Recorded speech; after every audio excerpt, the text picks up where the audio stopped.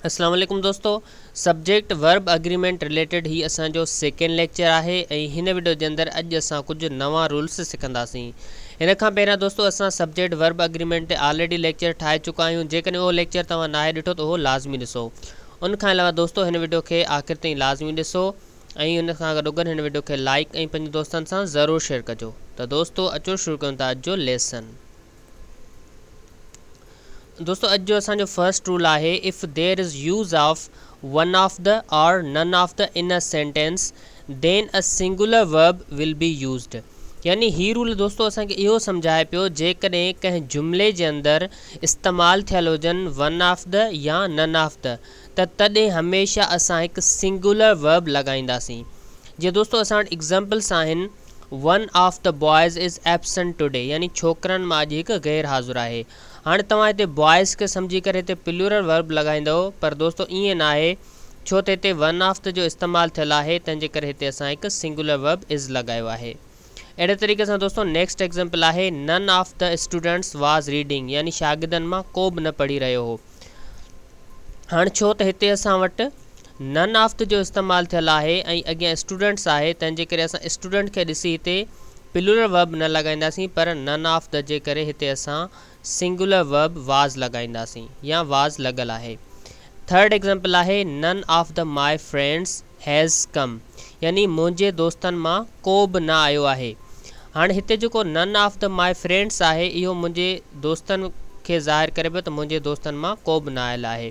तो दोस्तों जॾहिं भी असां वटि कंहिं जुमिले के अंदर वन ऑफ द या नन ऑफ द जो इस्तेमाल थियल हूंदो, त तॾहिं हमेशा असां हिकु सिंगुलर वर्ब इस्तेमाल कंदासीं। आई होप दोस्तों तव्हांखे इहो क्लियर थी वियो। तो असां नेक्स्ट मूव कयूं था।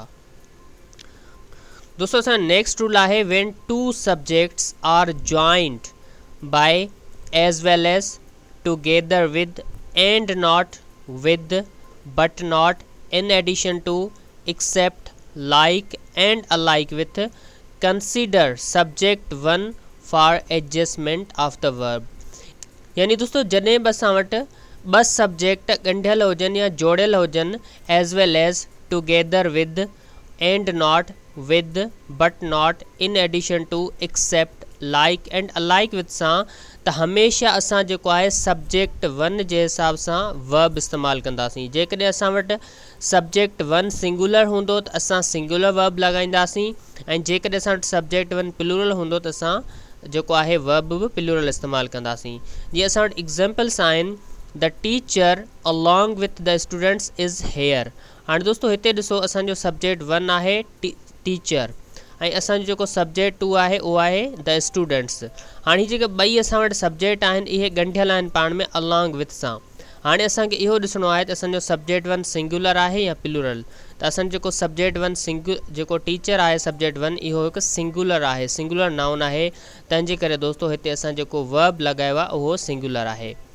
ॿियो एग्जाम्पल है, अली लाइक हिज brother quarrels all the time. हाँ अली असांजो सब्जेक्ट वन थी वियो ऐं हिज ब्रदर सब्जेक्ट टू थी वियो। हाँ अली भी हिकु जेको आहे सिंगुलर सब्जेक्ट है, ऐं हीअ असांजो सब्जेक्ट वन है, ऐं हिज ब्रदर भी हिकु सिंगुलर सब्जेक्ट है। तो ॿई असां वटि सब्जेक्ट सिंगुलर आहिनि, पर हमेशा असां सब्जेक्ट वन के ज़हन में रखंदासीं त अली हिकु सिंगुलर सब्जेक्ट है, तंहिंजे करे हिते असां क्वेरल्स में एस लगाए वर्ब के सिंगुलर कयो है। नेक्स्ट है, माई फ्रेंड एंड नॉट हिज रिलेटिव्स वाज कमिंग, यानी न मुझो दोस्त ऐं न हुन जा माइट अची रहा हुआ। तो माई फ्रेंड सब्जेक्ट वन है, हिज रिलेटिव्स जेको आहे सब्जेक्ट टू है, ऐं इहे पाण में ॻंढियल आहिनि एंड नॉट सां। त असां सब्जेक्ट वन के कंसीडर कंदासीं। असांजो सब्जेक्ट वन है माई फ्रेंड, ऐं हिकु सिंगुलर वर्ब है, तंहिंजे करे दोस्तों हिते असां वर्ब भी सिंगुलर लगायो जेको है वाज।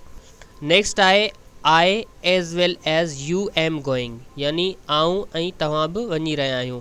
हाँ आई जेको है सब्जेक्ट वन है ऐं यू सब्जेक्ट टू है। हाँ असांखे सब्जेक्ट वन कंसीडर करणो है, छो त प्रेजेंट कंटिन्यूस जो जुमिलो है, तंहिंजे करे आई जे लाइ असां हेल्पिंग वर्ब हिते एम इस्तेमाल कयो आहे। जेकॾहिं हिते को ॿियो सब्जेक्ट दे या ॿियो को सब्जेक्ट हुजे, तो उन हिसाब सां हिते असां उहो वर्ब लगायूं आहे। तो दोस्तों जॾहिं भी असां वटि इन्हनि लफ़्ज़नि सां या इन्हनि फ्रेज़िस सां ॿ सब्जेक्ट पाण में ॻंढियल हुजनि, त हमेशा असां सब्जेक्ट वन जे हिसाब सां जेको आहे वर्ब इस्तेमाल कंदासीं। आई होप दोस्तों तव्हांखे इहो क्लियर थी वियो।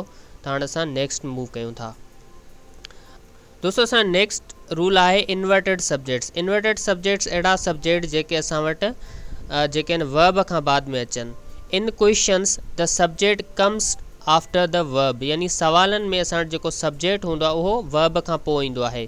The verb will be used according to the subject, यानी जेको वर्ब असां इस्तेमालु कंदासीं सब्जेक्ट सां गॾु उहो सब्जेक्ट जे मुताबिक़ हूंदो। जीअं दोस्तो हिते एग्ज़ाम्पल आहे where are the pieces of this puzzle, यानी हिन पज़ल जा जेके आहिनि टुकड़ा किथे आहिनि। हाणे पीसिस जेको आहे हिकु प्लूरल सब्जेक्ट आहे, तंहिंजे करे हिन खां पहिरियां असां आर प्लूरल लॻायो आहे। नेक्स्ट आहे what is he doing there, हू हुते छा पियो करे। त हाणे ही जेको आहे दोस्तो हिकु सिंगुलर सब्जेक्ट आहे, तंहिंजे करे हिन खां पहिरियां इज़ जेको आहे असां सिंगुलर सब्जेक्ट सिंगुलर वर्ब रखियो आहे।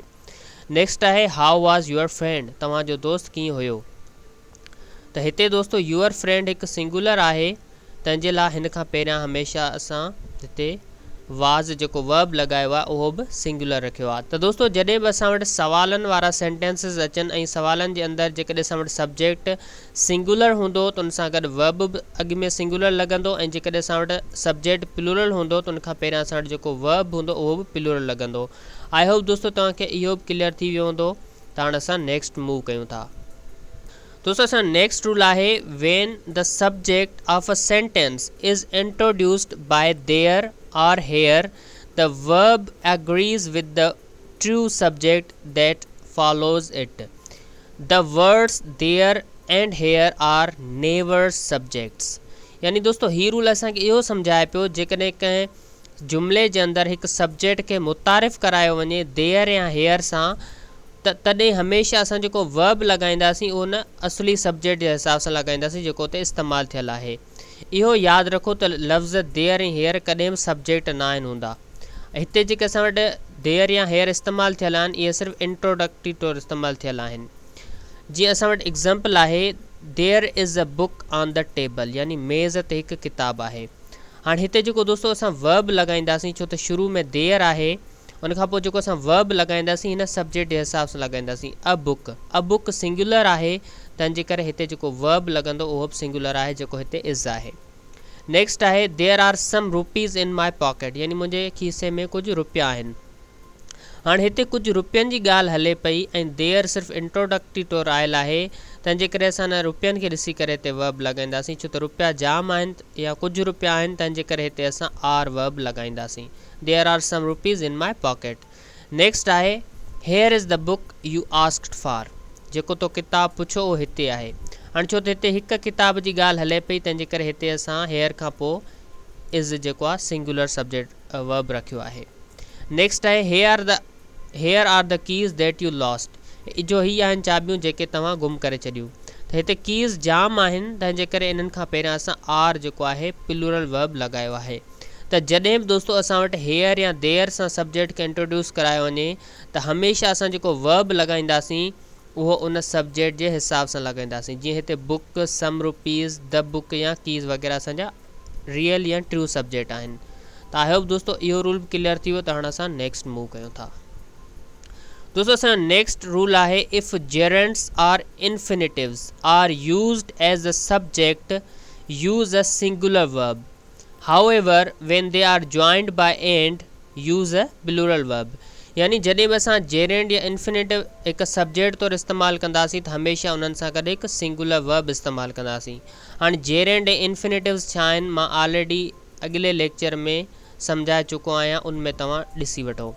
हाउएवर यानी जॾहिं उहे जेरेंड या इन्फिनिटिव एंड सां गॾिया वञनि त हमेशह असां उन्हनि सां गॾु हिकु प्लूरल वर्ब लॻाईंदासीं। जेकॾहिं अकेला इन्फिनिटिव या अकेला जेरेंड्स हुजनि त सिंगुलर वर्ब, पर जॾहिं उहे पाण में ॻंढिया वञनि एंड जी मदद सां त तॾहिं हमेशह प्लूरल वर्ब लॻाईंदासीं।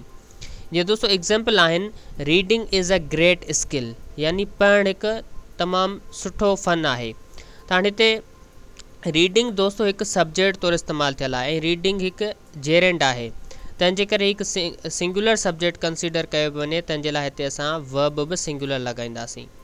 अहिड़े तरीक़े सां दोस्तो नेक्स्ट आहे reading and writing are great skills, यानी पढ़णु ऐं लिखणु सुठा फ़न आहिनि। हाणे छो त हिते रीडिंग एंड राइटिंग ॿ ॻाल्हियूं थी वियूं, ॿ सब्जेक्ट थी विया ऐं एंड जी मदद सां जोड़िया विया आहिनि, तंहिंजे करे हिननि सां गॾु जेको असां वर्ब लॻायो आहे उहो आर लॻायो आहे जेको हिकु प्लूरल वर्ब आहे। नेक्स्ट आहे to swim is good exercise, तरण हिकु सुठी जेको आहे वर्ज़िश आहे।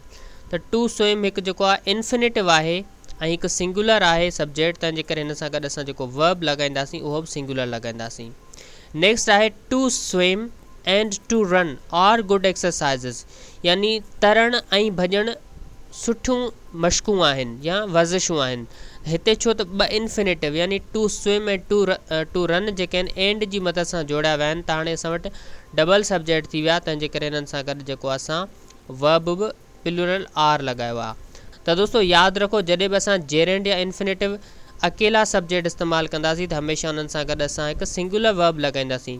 पर जॾहिं बि असां ॿ इन्फिनेटिव अची वञनि या ॿ जेरेंड्स अची वञनि एंड जी मदद सां जोड़िया वञनि त हमेशह असां हुन सां गॾु हिकु प्लूरल वर्ब इस्तेमालु कंदासीं। आई होप दोस्तों ही रूल क्लियर थी वियो, त असां नेक्स्ट मूव कयूं था। दोस्तों असांजो नेक्स्ट रूल आहे वर्ड्स एंडिंग इन इक्स या ICS such as economics, physics, mathematics, statics etcetera are considered singular and take singular verbs, यानी जेके वर्ड ख़त्म थियनि था ICS ते, जहिड़ो कि इकोनॉमिक्स, फिज़िक्स, मैथमेटिक्स ऐं स्टैटिक्स, इहे हमेशह सिंगुलर वाहिद कंसिडर कया वेंदा आहिनि या सम्झा वेंदा आहिनि, तंहिंजे करे इन्हनि सां गॾु हमेशह हिकु सिंगुलर वर्ब लॻंदो। जीअं असांजो फर्स्ट एग्ज़ाम्पल आहे physics is my favourite subject, physics मुंहिंजो पसंदीदा सब्जेक्ट आहे। हाणे दोस्तों फिज़िक्स जेको आहे हिकु सब्जेक्ट जो नालो आहे, हिकु नाउन आहे, तंहिंजे करे हिकु सिंगुलर नाउन आहे, तंहिंजे करे हिन सां गॾु असां हिकु सिंगुलर वर्ब इज़ लॻाईंदासीं या इज़ लॻल आहे। नेक्स्ट आहे economics is a difficult subject, economics हिकु मुश्किल सब्जेक्ट आहे, छो त इकोनॉमिक्स हिकु सब्जेक्ट आहे ऐं हिकु सिंगुलर सब्जेक्ट आहे, हिकु नाउन आहे, तंहिंजे करे हिन सां गॾु असां हमेशह सिंगुलर वर्ब लॻाईंदासीं।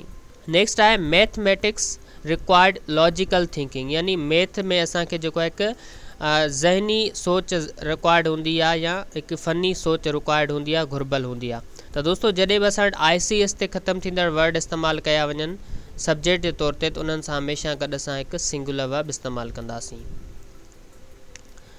दोस्तों असां नेक्स्ट रूल आहे if two subjects are joined by not only and but also consider subject to for adjustment of verb, यानी जॾहिं असां वटि दोस्तों ॿ सब्जेक्ट ॻंढियल हुजनि नॉट ओनली या बट आल्सो सां, त हमेशह असां जेको वर्ब लॻाईंदासीं उहो सब्जेक्ट टू जे हिसाब सां लॻाईंदासीं। जीअं असां वटि एग्ज़ाम्पल्स आहिनि not only I but also you were the responsible, यानी न रुॻो आऊं पर तूं बि ज़िम्मेदार हुए। त आई दोस्तों असांजो सब्जेक्ट 1 आहे ऐं यू असांजो सब्जेक्ट 2 आहे। हाणे वर्ब असांखे सब्जेक्ट 2 जे हिसाब सां लॻाइणो आहे, त असां ॾिसंदासीं सब्जेक्ट 2 सिंगुलर आहे या प्लूरल। त हिते दोस्तों जेको सब्जेक्ट 2 आहे यू, उहो हिकु प्लूरल सब्जेक्ट आहे, तंहिंजे करे उनखां पोइ असां जेको हिते वर्ब लॻायो आहे वर्ब उहो बि प्लूरल आहे।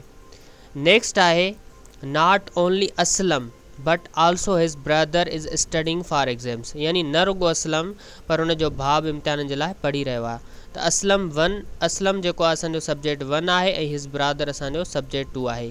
त असलम बि हिकु नाउन आहे ऐं हिज ब्रदर बि हिकु नाउन आहे। त हिज ब्रदर हिकु नाउन आहे, हिकु सिंगुलर नाउन आहे, ऐं सब्जेक्ट 2 आहे, तंहिंजे करे इन सां गॾु असां हिकु सिंगुलर वर्ब इज़ जो इस्तेमालु कंदासीं या इज़ जो इस्तेमालु थियल आहे। नेक्स्ट आहे दोस्तों ही not only sings but also dances, यानी हू न रुॻो ॻाए थो पर नचे बि थो, छो त हिते हिकिड़े ई सब्जेक्ट जी ॻाल्हि हले पई ऐं हीअ हिकु सिंगुलर सब्जेक्ट आहे, तंहिंजे करे असां जेके ॿई वर्ब हूंदा उहे सिंगुलर ई लॻाईंदासीं। सिंग्स सिंगुलर वर्ब आहे, एस लॻाए सिंगुलर कयो आहे, ऐं डांसिस बि सिंगुलर वर्ब आहे जंहिंमें असां एस लॻाए इनखे सिंगुलर कयो आहे। त जॾहिं बि असां वटि ॿ सब्जेक्ट ॻंढियल हुजनि नॉट ओनली ऐं बट आल्सो सां, त हमेशह असां सब्जेक्ट 2 जे हिसाब सां वर्ब लॻाईंदासीं। पर जॾहिं असां वटि सिर्फ़ु हिकिड़ो ई सब्जेक्ट हुजे या सिंगुलर हुजे या प्लूरल, तॾहिं हमेशह असां सब्जेक्ट जे हिसाब सां वर्ब इस्तेमालु कंदासीं। जेकॾहिं हिते हिकु प्लूरल सब्जेक्ट हुजे त हिते असां एस न लॻायूं आहे। त आई होप दोस्तों तव्हांखे अॼु जो लेसन बि ज़रूरु पसंदि आयो हूंदो। जेकॾहिं तव्हांखे वीडियो पसंदि आयो त हिन वीडियो खे लाइक कयो, कमेंट कयो, असांजे चैनल खे ज़रूरु सब्सक्राइब कयो। इंशाअल्लाह जल्दी मिलंदासीं हिकु नेक्स्ट इंट्रस्टिंग वीडियो सां गॾु। अल्लाह हाफ़िज़।